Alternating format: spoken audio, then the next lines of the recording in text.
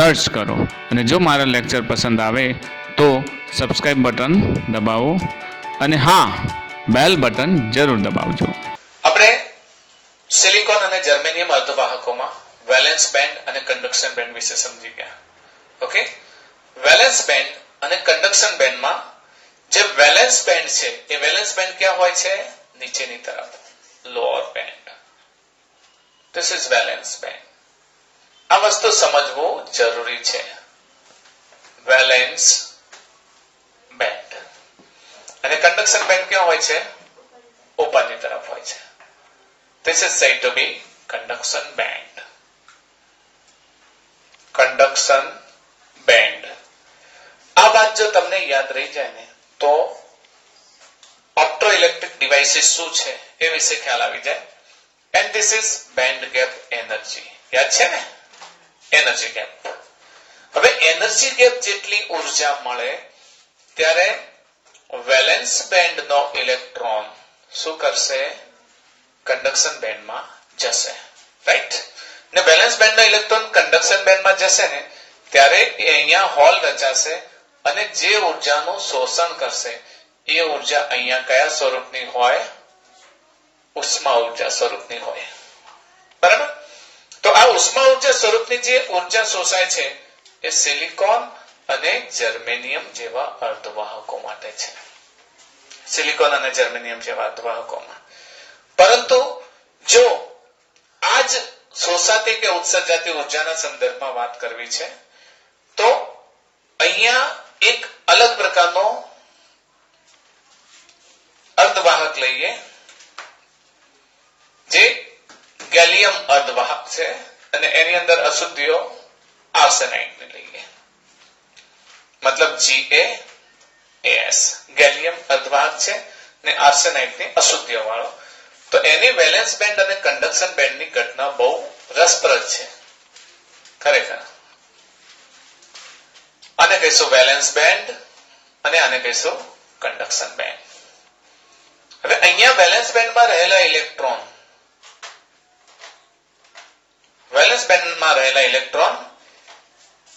Valence બેન્ડમાંથી conduction બેન્ડમાં જશે ને ત્યારે એ ફોટોન સ્વરૂપે ઉર્જા શોષશે. ફોટોન્સ એટલે શું છે? દ્રશ્ય પ્રકાશ. ખબર છે ને? તો દ્રશ્ય પ્રકાશના જે ફોટોન્સ છે મતલબ ગરમીના જે ફોટોન સૂર્યપ્રકાશમાંથી આવે છે એવા પ્રકારના, તો ફોટોન સ્વરૂપે ઉર્જા શોષે છે. આ ઉર્જા એ શોષે છે કયા સ્વરૂપે હોય છે? ફોટોન્સ સ્વરૂપે. ફોટોન સ્વરૂપે ઉર્જા શોષી અને વેલેન્સ બેન્ડમાંથી ક્યાં જાય છે? કન્ડક્શન બેન્ડમાં. અને અહીંયા શું રચાય છે? હોલ્સ રચાય છે. તો આ ગેલિયમ આર્સેનાઇડ જેવો જે અર્ધવાહક છે એ મતલબ ગેલિયમનો અર્ધવાહક એની અંદર આર્સેનાઇડ ની અશુદ્ધિઓ આર્સેનિક ની. તો ગેલિયમ આર્સેનાઇડ અર્ધવાહકમાં વેલેન્સ બેન્ડમાંથી કન્ડક્શન બેન્ડમાં જ્યારે ઇલેક્ટ્રોન જાય ત્યારે જે ઉર્જા સ્વરૂપે કયા સ્વરૂપે શોષે છે? ફોટોન સ્વરૂપે. જે સિલિકોન અને જર્મેનિયમમાં જે ઉર્જા શોષે છે કયા સ્વરૂપે શોષે છે? ઉષ્મા ઉર્જા સ્વરૂપે. હવે અહીંયા આ જ ઘટનાને બીજી રીતે જોઈએ તો અહીંયા રહેલો ઇલેક્ટ્રોન, અહીંયા હોલ્સ છે, હું માની લઉં કે અહીંયા હોલ્સ છે. હવે અહીંયા રહેલા આ ઇલેક્ટ્રોન્સ એ કન્ડક્શન બેન્ડમાંથી વેલેન્સ બેન્ડમાં આવશે તો એમની ઉર્જામાં ઘટાડો થશે કે વધારો થશે? ઘટાડો થાય. તો ઘટાડો થાય તો ઉર્જાને શું કરશે? ઉત્પન્ન કરશે. તો અહીંયા વેલેન્સ બેન્ડમાંથી કન્ડક્શન બેન્ડમાં જ્યારે આવે છે ઇલેક્ટ્રોન, કન્ડક્શન બેન્ડમાંથી વેલેન્સ બેન્ડમાં, ત્યારે જે ઉર્જા ઉત્પન્ન કરે એ ઉર્જા સિલિકોન અને જર્મેનિયમ કેવા પ્રકારે ઉત્પન્ન કરે છે? ઉષ્મા ઉર્જા સ્વરૂપે. સિમિલરલી અહીંયા આગળ આજે વેલેન્સ બેન્ડમાં રહેલા ઇલેક્ટ્રોન્સ, માની લે અહીંયા હોલ્સ છે, અહીંયા હોલ્સ છે ને અહીંયા મુક્ત ઇલેક્ટ્રોન છે. તો આ મુક્ત ઇલેક્ટ્રોન્સ જ્યારે વેલેન્સ બેન્ડમાંથી કન્ડક્શન બેન્ડમાં આવશે તો પ્રોસેસ કઈ થશે? ફોટોન સ્વરૂપે ઉર્જાને શું કરશે? ઉત્પન્ન કરશે. તો અહીંયા આગળ આ એના ગુણધર્મના આધારે એવા ઉપકરણો બનાવવામાં આવ્યા છે કે જે પ્રકાશ સાથે સંવેદના ધરાવતા હોય, પ્રકાશ સંવેદી હોય. પ્રકાશ સંવેદી મતલબ કે એની અંદર ઉત્સર્જાતી કે શોષાતી ઉર્જા છે ને એ ફોટોન્સ પર આધારિત હોય, પ્રકાશ પર આધારિત હોય. ને પ્રકાશ પર આધારિત એવા જે પીએન જંકશન બનાવવામાં આવ્યા છે એ પીએન જંકશન દ્વારા કાર્ય કરતા જે ડિવાઇસીસ છે આ ડિવાઇસીસને આપણે શું કહીશું ઓપ્ટો ઇલેક્ટ્રિક ડિવાઇસીસ ઓકે તો ઓપ્ટો ઇલેક્ટ્રિક ડિવાઇસીસ કોને કહીશું પ્રકાશ સંવેદી ઉપકરણો ગુજરાતીમાં આપણે શું લખીશું પ્રકાશ સંવેદી ઉપકરણો પ્રકાશ સંવેદી ઉપકરણો તો પ્રકાશ સંવેદી ઉપકરણોમાં આપણે અહીંયા ત્રણ પ્રકારના ઉપકરણોનો અભ્યાસ કરવાનો છે ત્રણ પ્રકારના ડાયોડનો અભ્યાસ કરવાનો છે એમાં પહેલો છે LED જેને આપણે શું કહીશું light emitting diode light emitting diode light emitting diode શું કરશે તો કે વિદ્યુત ઉર્જા મેળવશે અને મતલબ ઉર્જા મેળવી અને કયા પ્રકારની ઉર્જાનું રૂપાંતર કરશે તો કે ઇલેક્ટ્રિક એનર્જીનું શામાં રૂપાંતર કરશે લાઇટમાં શામાં રૂપાંતર કરશે પ્રકાશમાં ઓકે ઇલેક્ટ્રિકલ એનર્જીનું લાઇટમાં રૂપાંતર કરશે પછી બીજું આવે છે ફોટો ડાયોડ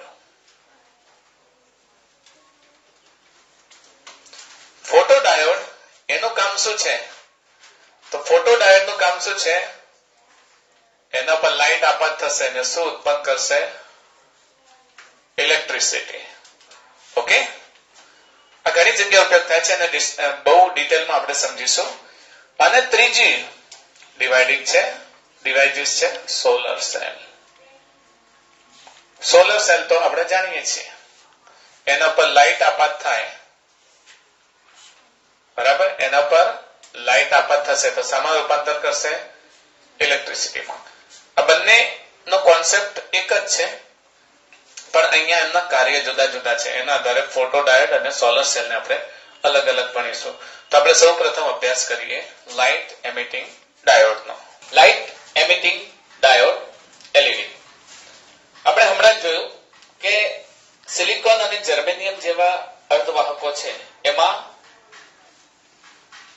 કંડક્શન બેન્ડમાંથી વેલેન્સ બેન્ડમાં જાય ત્યારે કેવા પ્રકારની ઉર્જાનું શોષણ કરે છે ઉષ્મા ઉર્જાનું બરાબર ને એ જ પ્રમાણે વેલેન્સ બેન્ડમાંથી કંડક્શન બેન્ડમાં જાય ત્યારે ઉષ્મા ઉર્જાનું શોષણ કરે છે અને એ જ પ્રમાણે કંડક્શન બેન્ડમાંથી વેલેન્સ બેન્ડમાં આવશે તો ઉત્સર્જન કરશે તો અહીંયા આગળ એવા પણ અર્ધવાહકો છે મતલબ ગેલિયમ અર્ધવાહક જેની સાથે આર્સેનિક અશુદ્ધિઓ હોય એવા અર્ધવાહકોમાં જ્યારે કંડક્શન બેન્ડમાંથી વેલેન્સ બેન્ડમાં સમજો ફરીથી વેલેન્સમાંથી કંડક્શનમાં નહીં કંડક્શન બેન્ડમાંથી વેલેન્સ બેન્ડમાં જાણો છો ને વેલેન્સમાંથી કંડક્શનમાં જશે તો ઉષ્માનું શોષણ કરશે અને કંડક્શનમાંથી વેલેન્સમાં આવશે તો ઉત્સર્જન કરશે આપણે હમણાં જ જોયું છે તો અહીંયા આગળ જ્યારે ગેલિયમ જે અર્ધવાહક છે જેની અંદર આર્સેનિકની અશુદ્ધિઓ હોય ઘણી વખત આર્સેનિક ફોસ્ફાઇડની પણ અશુદ્ધિ હોય છે ગેલિયમ આર્સેનિક ફોસ્ફાઇડ નામનો પણ અર્ધવાહક છે મતલબ સિલિકોન ને જર્મેનિયમ નહીં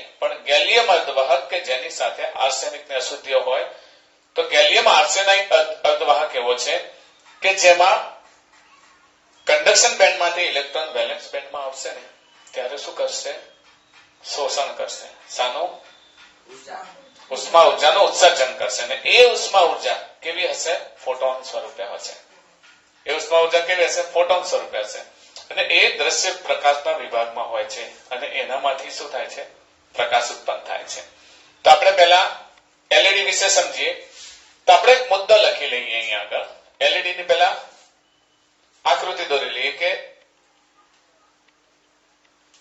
પીએન જંકશન જ છે one type of PN junction PN જંકશનમાં એનું જંકશન છે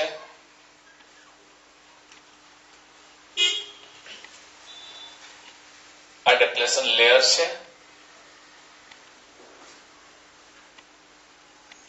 P type N type P type હોય ત્યારે એમાં મેજોરિટી ચાર્જ કરીએ અને બાર લખીએ પી એન જંકશન જ છે એમાં મેજોરિટી ચાર્જ કેરિયર શું છે હોલ્સ છે.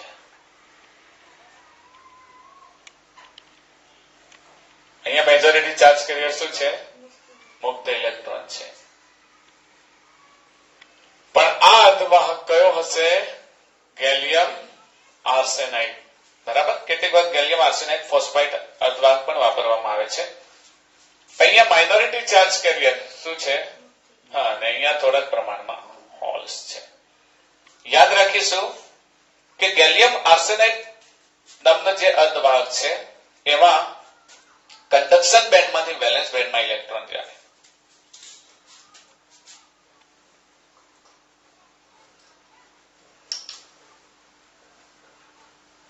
આ બધા મુક્ત ઇલેક્ટ્રોન છે.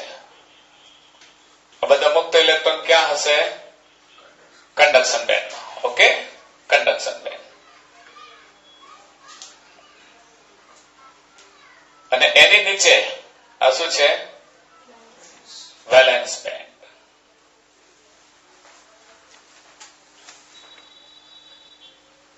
વેલેન્સ બેન્ડમાં શું છે?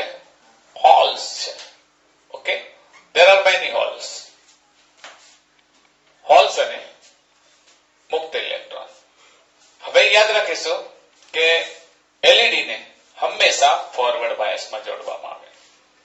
ફોરવર્ડ બાયસમાં જોડીશું એટલે એલઈડી કયા પ્રકારે? તો કે યસ, પી સાથે positive negative, positive negative, positive negative. બરાબર. કેટલાક લોકો સર્કિટ કમ્પ્લીટ કરવા માટે લોડ રેઝિસ્ટન્સ પણ જોડે છે. ઓકે, કંટ્રોલ રેઝિસ્ટન્સ જોડે છે. તો આ પ્રમાણે રેઝિસ્ટન્સ પણ હોય છે સર્કિટ માટે. હવે જ્યારે આપણે પી સાથે પોઝિટિવ જોડીએ અને એન સાથે નેગેટિવ જોડીએ તો શું થશે? ડિપ્લેશન લેયર કેવું થઈ જાય? નાનું થઈ જાય. ડિપ્લેશન લેયર નાનું થશે અને ઇલેક્ટ્રોનને ઉર્જા મળશે. તો ઇલેક્ટ્રોનને ઉર્જા મળશે એટલે આ ઇલેક્ટ્રોન જંકશન ક્રોસ કરીને ક્યાં આવશે? પી તરફ આવશે.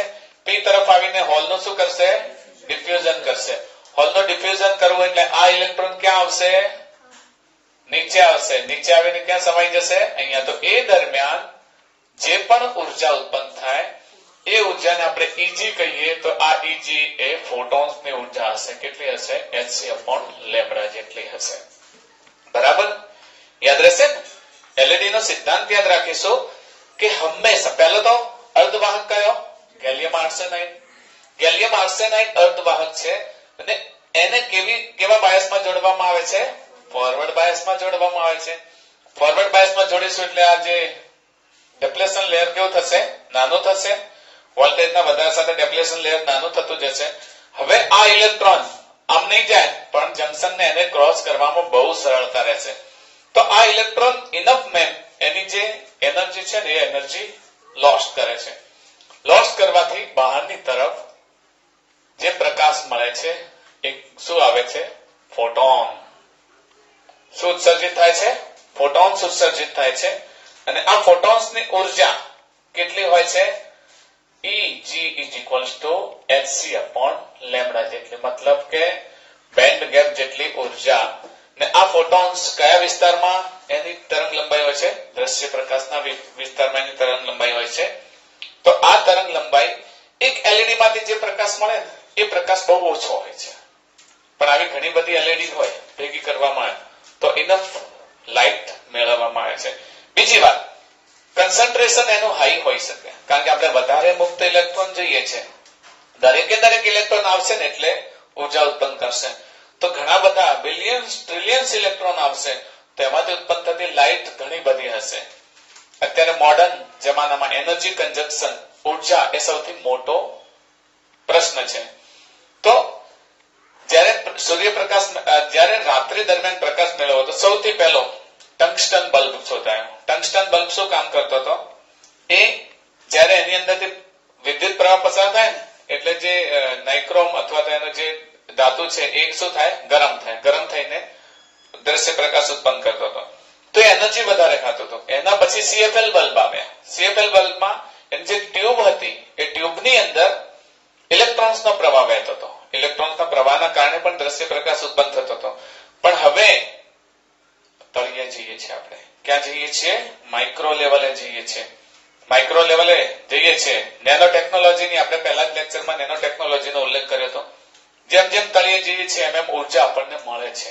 તો આ ઉર્જા એ મોલેક્યુલ લેવલે જ્યારે પણ ઇલેક્ટ્રોન્સ કંડક્શન બેન્ડમાંથી વેલેન્સ બેન્ડમાં જશે એટલે આ ઇલેક્ટ્રોન્સ બેન્ડ ગેપ જેટલી ઉર્જા મુક્ત કરશે અને ગેલિયમ આર્સેનાઇડ જેવા જે અર્ધવાહકો છે એ અર્ધવાહકો આ ઉર્જા ફોટોન સ્વરૂપે, જો સિલિકોન અને જર્મેનિયમ હોત તો ઉષ્મા ઉર્જા સ્વરૂપે ઉત્પન્ન કરે, પરંતુ ગેલિયમ આર્સેનાઇડ જેવા અર્ધવાહકો છે આ અર્ધવાહકો એ કયા સ્વરૂપે ઉત્પન્ન કરે છે? ફોટોન સ્વરૂપે, દ્રશ્ય પ્રકાશ સ્વરૂપે. આ ફોટોન્સ આપણને શું કરે છે? લાઇટ આપે છે.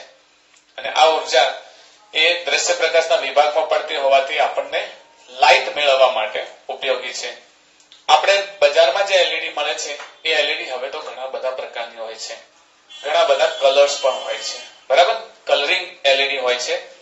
તો દાખલા તરીકે આ કલરિંગ એલઈડી ઉત્પન્ન કરવા માટે જે ગેલિયમ આર્સેનાઇડ છે ને એની અંદર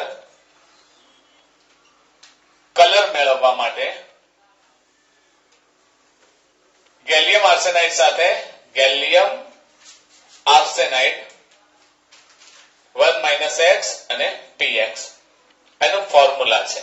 અને જ્યારે સેમિકન્ડક્ટર બનાવવામાં આવે તો Ga 1 - x * px મતલબ ફોસ્ફરસની પણ અશુદ્ધિઓ ઉમેરવામાં આવે છે. બજારમાં ઘણી લાલ, પીળી, લીલી અનેક કલરની એલઈડી તમને જોવા મળશે. મલ્ટી કલર એલઈડી પણ જોવા મળે છે. મતલબ એકની એક એલઈડી હોય પણ એમાંથી અનેક કલરનો પણ પ્રકાશ આવતો હોય. તો અહીંયા એનો સિદ્ધાંત ખાસ યાદ રાખીશું. પીએન જંકશન જ છે, હાઈલી કોન્સન્ટ્રેશન છે. આ પીએન જંકશન કોનું બનેલું છે? ગેલિયમ આર્સેનાઇડ નું બનેલું છે. મતલબ ગેલિયમ અર્ધવાહક છે, એમાં આર્સેનાઇડની અશુદ્ધિઓ છે. એને કેવા બાયસમાં જોડવામાં આવે? રિવર્સ બાયસમાં, ફોરવર્ડ બાયસમાં જોડવામાં આવે છે. ફોરવર્ડ બાયસમાં જોડવાથી શું થાય? એના ડેપ્લેશન લેયર કેવું થાય જાય? નાનું થાય. એટલે ઇલેક્ટ્રોન્સ સીધા હોલનો ડિફ્યુઝન કરવા જાય. એનો અર્થ શું થયો કે કન્ડક્શન બેન્ડમાંથી ક્યાં જશે? વેલેન્સ બેન્ડમાં. કન્ડક્શન બેન્ડમાંથી વેલેન્સ બેન્ડમાં જાય એટલે ઇલેક્ટ્રોન પોતાની ઉર્જા શું કરશે? મુક્ત કરશે. મતલબ જંકશનમાંથી જ્યારે પસાર થશે ઇલેક્ટ્રોન અહીંયાથી અહીંયા જાય એટલે પોતાની ઉર્જા મુક્ત કરશે. તો આ જંકશનમાં એવી એક વિન્ડો રાખવામાં આવે છે કે જ્યાંથી આ પ્રકાશ બહાર આવી શકે. ને આ બહાર આવે પ્રકાશ આપણે ફોટોન્સ છે જેની ઉર્જા Eg = hc/λ છે અને આ ઉર્જા આપણે મેળવી છે પ્રકાશ મેળવવા માટે. તો આપણે હવે એને નોંધી લઈએ. અહીં આપણે જે નોંધ્યું છે એને સમજી લઈએ કે સિલિકોન અને જર્મેનિયમ જેવા અર્ધવાહકોમાં ઇલેક્ટ્રોન જ્યારે કન્ડક્શન બેન્ડમાંથી વેલેન્સ બેન્ડમાં જશે ને ત્યારે એ જે ઉર્જા ઉત્પન્ન કરશે એ ઉર્જા કયા સ્વરૂપે હશે? ઉષ્મા ઉર્જા સ્વરૂપે હશે. પણ આપણે ઉષ્મા ઉર્જા નથી જોઈતી, આપણે શું જોઈએ છે? પ્રકાશ ઉર્જા. તો ગેલિયમ આર્સેનાઇડ જેવા જે અર્ધવાહક છે એ અર્ધવાહકમાં આ ઉર્જા કયા સ્વરૂપે મળે છે? આપણને પ્રકાશ ઉર્જા સ્વરૂપે મળે છે. હવે અહીં ઉત્સર્જાતા જે વિદ્યુત ચુંબકીય તરંગો છે ને એની બેન્ડ ગેપ ઉર્જા Eg = hc/λ છે. તો આપણે જો લેમ્બડા મેળવવો હોય તો કઈ રીતે મેળવી શકીએ? λ = hc/Eg સ્વરૂપે આપણે એની તરંગ લંબાઈ મેળવી શકીએ. બીજું, અહીંયા વધુ ને વધુ ઇલેક્ટ્રોન જાય એ માટે આ હાઈલી કન્સન્ટ્રેટ હોવો જોઈએ. હાઈલી કન્સન્ટ્રેટ એટલે એની અશુદ્ધિઓનું પ્રમાણ કેવું હોવું જોઈએ? વધુ અશુદ્ધિઓ હશે તો આ તરફ વધુ હોલ્સ હશે, આ તરફ વધુ ઇલેક્ટ્રોન હશે. તો વધારે હોલ અને વધારે ઇલેક્ટ્રોન હોય તો આ ઇલેક્ટ્રોન વધારે પ્રમાણમાં જઈ શકે. હવે શું કહીશું? અહીં એને ફોરવર્ડ બાયસમાં જોડીશું. કઈ રીતે જોડીશું? ફોરવર્ડ બાયસમાં, એટલે પોઝિટિવ સાથે P અને નેગેટિવ સાથે N. તો ફોરવર્ડ બાયસમાં જોડાણ કરીએ તો શું થશે? ડેપ્લેશન સ્તર કેવું થાય? આપણે ભણી ગયા છીએ, નાનું થાય. મતલબ કે N તરફના ઇલેક્ટ્રોન જંકશન ક્રોસ કરીને ક્યાં જશે? P તરફ જશે. N તરફના ઇલેક્ટ્રોન જંકશન ક્રોસ કરીને P તરફ જશે એટલે હોલનું શું કરશે? ડિફ્યુઝન કરશે. ડિફ્યુઝન કરશે એટલે કે કન્ડક્શન બેન્ડમાંથી ક્યાં આવશે? વેલેન્સ બેન્ડમાં આવશે. વેલેન્સ બેન્ડમાં આવશે એટલે જોઈતી માત્રામાં આ ઘણા બધા ઇલેક્ટ્રોન જંકશન ક્રોસ કરે એટલે પ્રકાશ મેળવી શકાય આપણે. હવે આ પ્રકાશ જે વ્યવહારમાં જે ગેલિયમ આર્સેનાઇડ અને ફોસ્ફાઇડ અશુદ્ધિઓ સ્વરૂપે જ આ અર્ધવાહક મેળવવામાં આવે છે. બજારમાં જે અલગ અલગ રંગની એલઈડી મળે છે, લાલ, લીલી, પીળી અનેક રંગી એલઈડી મળે છે. તો આ એલઈડી માં ઘણા બધા એવા ગેલિયમ આર્સેનાઇડ ફોસ્ફાઇડ કે Ga As 1 - x px સ્વરૂપે આ પ્રમાણમાં બનાવવામાં આવે છે. બીજું એક ખાસ વાત યાદ રાખીશું કે અર્ધવાહકની જે બેન્ડ ગેપ ઉર્જા છે ને એ 1.8 ઇલેક્ટ્રોન વોલ્ટ જેટલી હોવી જોઈએ. બરાબર? 1.8 ઇલેક્ટ્રોન વોલ્ટ જેટલી હોય તો એનો જે ઉર્જા છે એ ઉર્જા પ્રકાશ ઉર્જા સ્વરૂપે ઉત્પન્ન થાય. એનો ઉપયોગ આપણે જાણીએ છીએ રિમોટ કંટ્રોલમાં. રિમોટ કંટ્રોલમાં તમે જોજો આગળ એલઈડી હોય છે. તો રિમોટ કંટ્રોલમાં એલઈડી ના સેન્સર તરીકે પણ હોય છે. પછી ડિસ્પ્લે ની જે મોટી મોટી બોર્ડ હોય, જાહેરાતો હોય, એ જાહેરાતોમાં એનો ઉપયોગ થાય છે. પછી મોબાઈલ, કમ્પ્યુટર કે ટીવી એની જે સ્ક્રીન હોય ને, આપણે ટીવીમાં સૌથી પહેલા જે હતી ઇલેક્ટ્રોન ગન આવતી, ઇલેક્ટ્રોન ગન એટલે મોટી આવતી ટીવી. પછી એલસીડી સ્ક્રીન થઈ, લિક્વિડ ક્રિસ્ટલ ડિસ્પ્લે થઈ. પછી એલસીડી સ્ક્રીન બાદ હવે આવી છે એલઈડી. તો એલઈડી સ્ક્રીન છે, લિક્વિડ ક્રિસ્ટલ ડિસ્પ્લે, જે મેં પોલરાઇઝેશનમાં વાત કરી હતી. લિક્વિડ ક્રિસ્ટલ ડિસ્પ્લેમાં એ અંદર પ્રવાહી ભરેલું હતું સ્ક્રીનમાં, પણ અહીંયા આગળ કમ્પ્યુટર, ટીવી જેવી જે ડિસ્પ્લેમાં પણ હવે એલઈડી નો ઉપયોગ થાય છે. આપણે ક્રિકેટ મેચ જોવા જાવ છો તો મોટી સ્વરૂપે હોય છે. હવે તો ઘણા ફંક્શનમાં પણ મોટી એલઈડી લગાવે છે.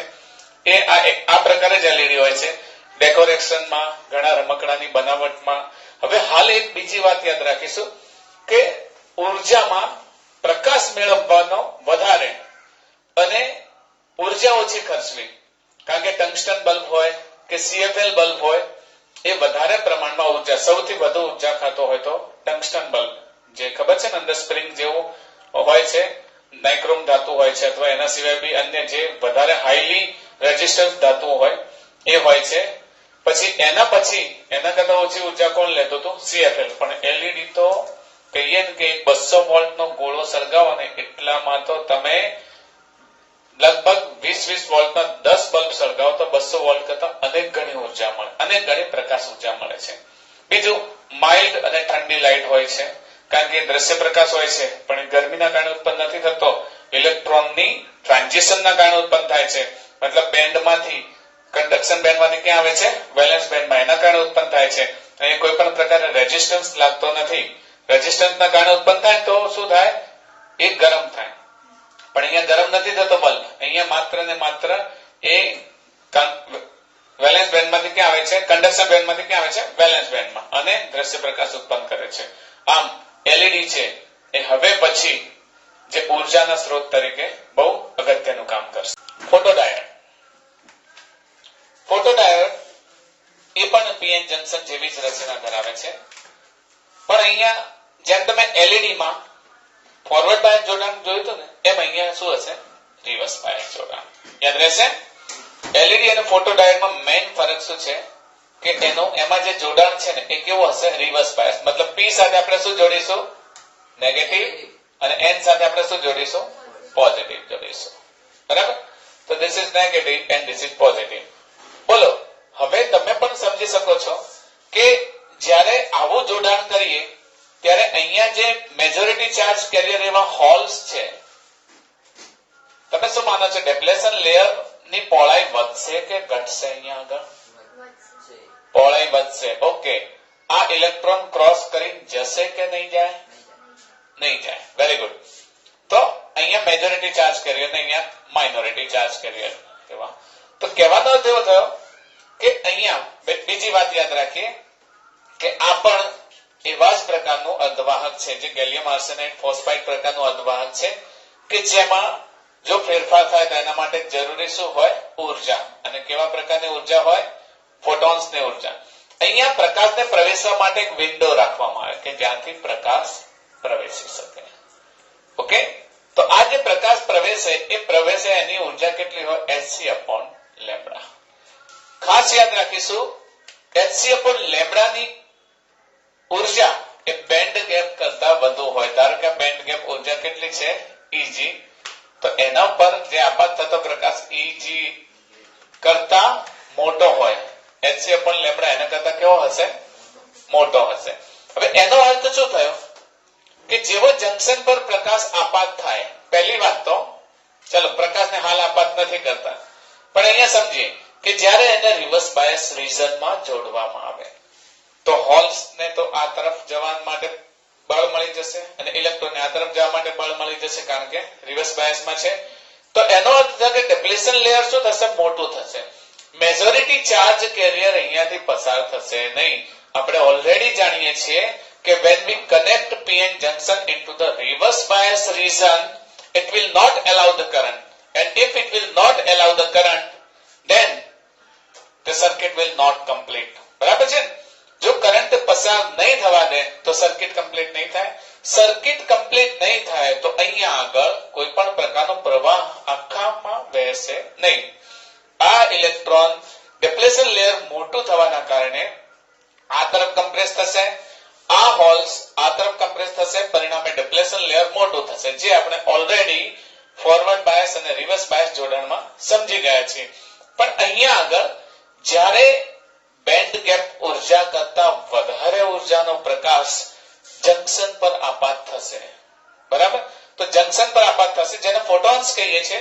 તો એવા ફોટોન્સ જંકશન પર આપાત થશે ને, તો આ જંકશન ની અંદર રહેલા જે ઇલેક્ટ્રોન્સ અને હોલ્સ છે ને, જે ઇલેક્ટ્રોન્સ હોલ આપણે જંકશન ની અંદર ઓલરેડી જાણીએ છીએ કે આ ડિપ્લેશન લેયર એટલે શું છે, તો કે એવો રીજન કે જ્યાં ઓલરેડી ઇલેક્ટ્રોન્સ એ હોલનું ડિફ્યુઝન કરી ચૂક્યા છે. અંદર ઇલેક્ટ્રોન્સ છે, બંધની અંદર છે. આપણે ઓલરેડી એવલાન્ચ ઇફેક્ટ અને ઝીનર ઇફેક્ટમાં આપણે એને બહુ ઝૂમ કરી જોઈ ચૂક્યા છીએ, બરાબર ને. તો એવા પ્રકારે બંધમાં બંધાયેલા છે. પણ અહીંયા જેવી આ ફોટોન્સને ઉર્જા આપાત થશે કે જે બંધમાં રહેલા ઇલેક્ટ્રોન છે એ બેન્ડ ગેપ કરતા વધુ ઉર્જા તો મેળવી લેશે, અને બેન્ડ ગેપ કરતા વધુ ઉર્જા મેળવશે તો શું થશે, ઇલેક્ટ્રોન બેન્ડ છોડીને બહાર આવશે. તો મતલબ ઘણા બધા ઇલેક્ટ્રોન્સ અને ઘણા બધા હોલ્સ ઉત્પન્ન થવાથી હવે આ શું બની જશે, વાહક બની જશે. ક્યારે વાહક બનશે, જ્યારે પ્રકાશ આપાત થશે ત્યારે. ઓકે, પ્રકાશ આપાત નહીં થાય તો એ વાહક નહીં બને. એ એલાઉનિક, હા, એની અંદર બહુ માઇક્રો એમ્પિયર પ્રકારનો કરંટ જતો હશે, પણ એ કોના કારણે જતો હશે, માઇનોરિટી ચાર્જ કરે. માઇનોરિટી એવા ઇલેક્ટ્રોન્સ અહીંયાથી આમ જશે. પણ આ જે કરંટ જ્યારે પ્રકાશ આપાત ન થતો હોય એની અંદર માઇનોરિટી ચાર્જ કેરિયરના કારણે જે કરંટ પસાર થતો છે એ કરંટને આપણે શું કહીશું, ડાર્ક કરંટ. યાદ રહેશે, ડાર્ક કરંટ જ્યારે કોઈ પણ પ્રકારનો પ્રકાશ આપાત ફોટોડાયોડ પર નહીં થાય, તો ફોટોડાયોડ પર પ્રકાશ આપાત નહીં થાય એટલે એના અંદર વાહક તરીકે મેજોરિટી ચાર્જ કેરિયર પસાર થઈ શકશે નહીં. તો અંદર માઇનોરિટી ચાર્જ કેરિયર થોડા પ્રમાણમાં પસાર થાય છે, તો નાનો કરંટ પસાર થાય છે. પણ એ કરંટ ની અસરથી કોઈ પણ પ્રકારે આની અંદર પ્રવાહનું કમ્પ્લીશન નથી થતું, પણ એક ડાર્ક કરંટ હોય છે. પણ જેવા ફોટોન્સ આપાત થાય કે આ ફોટોડાયોડ શું કરે છે, સર્કિટ કમ્પ્લીટ કરે છે. સર્કિટ કમ્પ્લીટ કરે છે અને પ્રવાહને શું કરે છે, વહેવા દે છે. હવે આનો ઉપયોગ વાત કરીએ, એનો સિદ્ધાંત ખ્યાલ આવી ગયો તમને, સિદ્ધાંત કમ્પ્લીટલી ખબર પડી ગયો. એલઈડી ને આપણે કેવી રીતે જોડતા હતા, ફોરવર્ડ બાયસમાં. ફોટોડાયોડ ને કેવી રીતે જોડીશું, રિવર્સ બાયસમાં. રિવર્સ બાયસમાં જોડવાથી ડિપ્લેશન લેયર મોટું થાય છે, મેજોરિટી ચાર્જ કે જોઈ શકતા નથી. That is very common, we can understand into the PN junction, બરાબર. પણ અહીંયા આગળ જે ઉર્જા છે એ ઉર્જા પ્રકાશ સ્વરૂપે શોષે છે, કારણ કે એની અંદર જે છે એ અર્ધવાહકો એવા છે, ગેલિયમ આર્સેનાઇડ ફોસ્ફાઇડ પ્રકારના અર્ધવાહકો છે, ને આ અર્ધવાહકો જે ઉર્જાને લેવડ દેવડ કરે છે એ ફોટોન સ્વરૂપે કરે છે.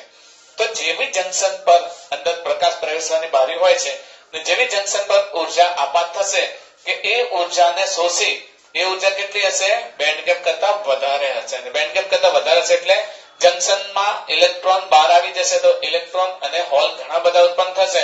તો હવે અહીંયાથી વહન થવા લાગશે અને સર્કિટ શું થશે, કમ્પ્લીશન થશે. ક્યારે, જ્યારે પ્રકાશ આપાત થશે ત્યારે. એ સિવાય માઇનોરિટી ચાર્જ કેરિયર પસાર થશે, પણ માઇનોરિટી ચાર્જ કેરિયરના કારણે જે કરંટ થશે ને એને ડાર્ક કરંટ કહીએ છીએ, જેને અનઇફેક્ટિવ કરંટ પણ કહી શકાય છે, કે જેનાથી બીજી કોઈ અસર નથી થતી, પણ બહુ માઇક્રો એમ્પિયર ક્રમનો પ્રવાહ વહે છે, બરાબર. આના ઉપયોગો પણ આપણે નોંધી. તો ફોટોડાયોડ છે, ફોટોડાયોડની રચના પીએન જંકશન જેવી જ હોય છે. ફોટોડાયોડમાં પ્રકાશને પ્રવેશવા માટે એક વિન્ડો હોય છે, આ ઉપરની તરફ પ્રકાશને પ્રવેશવાની બારી હોય છે. બીજું, આ ડાયોડને હંમેશા કેવા બાયસમાં રાખવામાં આવે છે, રિવર્સ બાયસમાં. એલઈડી ને કેવી રીતે રાખે, ફોરવર્ડ બાયસમાં. થોડું ડિફરન્ટ સમજશો તમે. પછી રિવર્સ બાયસમાં જ્યારે જોડીએ ત્યારે મેજોરિટી ચાર્જ કેરિયર પસાર થઈ શકતા નથી, પરિણામે પ્રવાહ પસાર થઈ શકતો નથી. અત્યારે આપણે વાત કરીએ છીએ ત્યાં સુધી પ્રકાશ આપાત થયો નથી, માત્ર જોડાણ કર્યું છે આપણે.